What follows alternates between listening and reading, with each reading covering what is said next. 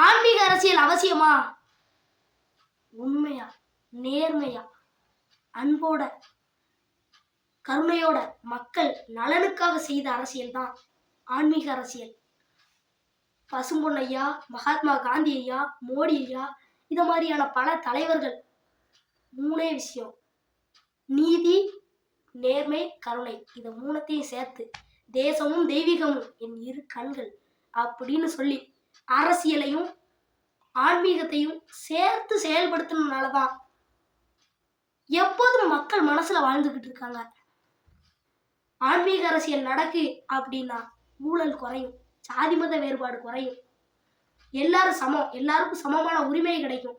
நீ என்ன என் பக்கத்துல உட்காருத, சிச்சி போப்போ அப்படின்ற இன்னொருத்தனை வேற மாதிரி நினைக்கிறவன் கூட ஒற்றுமையை தேடி போவான். ஏழைகளுக்கான உணவு கிடைக்கும்.